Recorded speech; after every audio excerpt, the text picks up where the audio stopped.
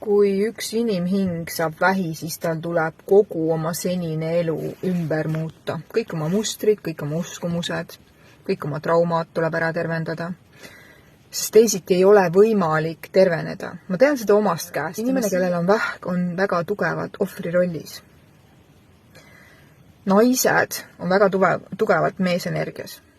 Nad teevad kõik ära kõigi eest.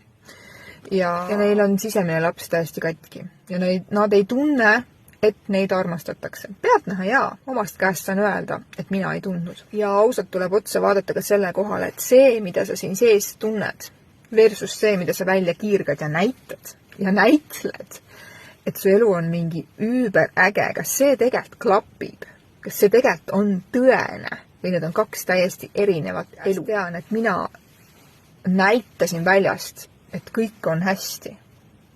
Seest ma kopitasin. Mul oli sisemine laps, oli väga katki. Ma ei väärtustanud ennast, ma ei armastanud ennast.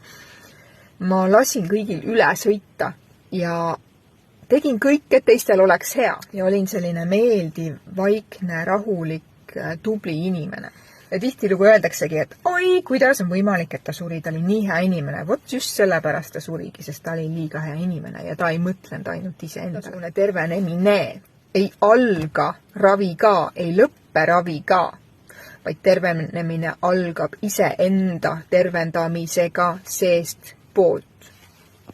Vaadates otsa aususega sellele, mis elu sa tegelikult siiamaani etendanud oled. Inimesed, kes saavad vähi, on ülitundlikud, üliempaatilised, nad tajuvad teisi ja nad korjavad kõik enda sisse.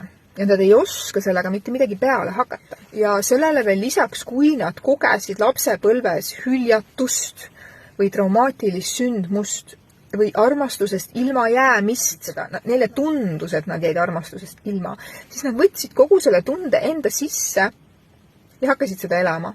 Tundes, et ma ei ole väärtuslik, mind ei ole armastatud, ma ei ole oluline. Ja nende ainus ellujäämisstrateegia on, et ma pean absoluutselt kõikidele meeldima ja meele järgi olema ja tervet maailma ära päästma.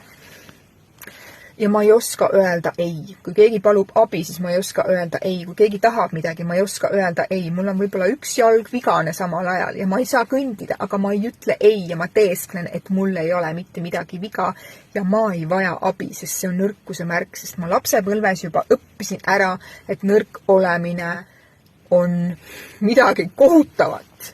Kui inimene saab vähi, siis ta ei saa lihtsalt seda mitte kunagi. See on eskaleeruma hakanud juba lapsepõlve kodus, sest see inimene on ülitundlik ja empaatiline ja ta varjab seda, kes ta tegelikult on. Ta on väga-väga suure südamega inimhing, kes on saanud väga palju haiget ja kes kiivalt varjab seda, et ta on saanud haiget. Ja neil puudub oskus valida iseennast, panna iseennast esimeseks, öelda, mida mina tahan, öelda, mis mulle ei sobi, mis mulle ei meeldi.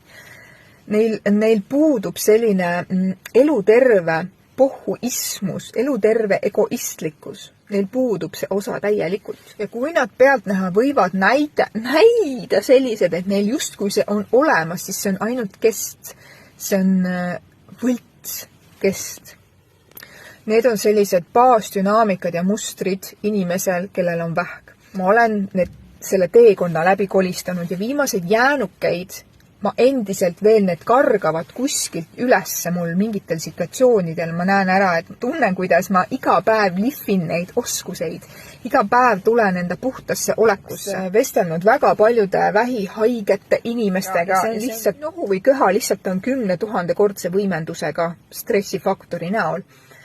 Ja vaadanud nende teemadesse, vaadanud nende juurpõhjustesse, mustritesse ja näinud läbi, mida nad tegelikult sisimas läbi kogevad ja elavad. See on elukestev õppe, muuta ära kogu oma äraõpitud identiteet ja olemus, mis on sulle peale pandud, mida sa oled omaks võtnud ja kes tegelikult ei ole sina.